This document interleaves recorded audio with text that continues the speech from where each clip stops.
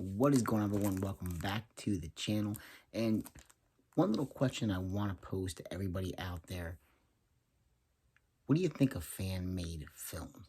I mean, what do you think about the films that you can go on, Indiegogo or Kickstarter and get some of these films backed, help some of these, these young directors and producers and get these fan-made films made? Because honestly, some of these fan-made films are really, really freaking good. And you can see there's a lot of love and a lot of effort put into these. Some of these are actually better than the actual big Hollywood produced sequels that we get for some of these films. So I have a couple in my hand here, ones that I've backed on Indiegogo, and I've been pleasantly surprised with some of these films. Now, the majority of these films you can see for free on YouTube, and that's one of the reasons why I went and backed some of these, because they first appeared on YouTube, and all of a sudden, the Kickstarter pops up or the Indiegogo pops up, and you get a chance to back these and support them, get your name in the credits possibly. And it's a lot of fun, to support some of these fan-made films. And the few that I do have, most of these were, all Friday the 13th related, because that's basically our only way to get any kind of Friday the 13th made, is go the fan-made route. But Roseblood was one, I backed this, I don't know, maybe like 2 years ago, and finally got this in the mail not that long ago. But this was an interesting fan-made film. Probably not my favorite of the fan-made films, but definitely worth backing. There is a sequence or an ending in this film towards the end that has a surprise appearance from another horror icon as well. So we get Jason versus this particular horror icon for a little bit, not too long, but it's definitely a very interesting film. Features some telekinesis in this as well, and yeah, just a really very interesting film. This our actress right here, she was actually the actress that was in The New Blood. So basically, that's why we have our telekinesis powers in this particular family film. But pretty well done. So Roseblood. I also have Never Hike Alone. It's not a long film. I think it's about, let's see if it says on the back here. This is put out by Womp Stomp Films. And like I said, it's not a very long film. It doesn't exactly have the runtime on here. I know it clocks in at under an hour, well under an hour. But I'm going to tell you, this one is a lot of fun. Again, you can find it on YouTube.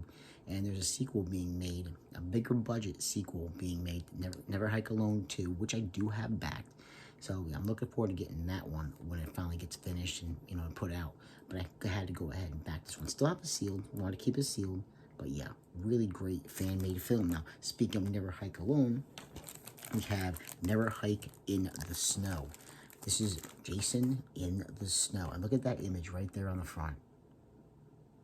I'm telling you, if you never thought of Jason taking place, Friday the 13th film being taking place in the wintertime, during a snowstorm, this one is great. There was one great kill in this film that I really enjoy a lot.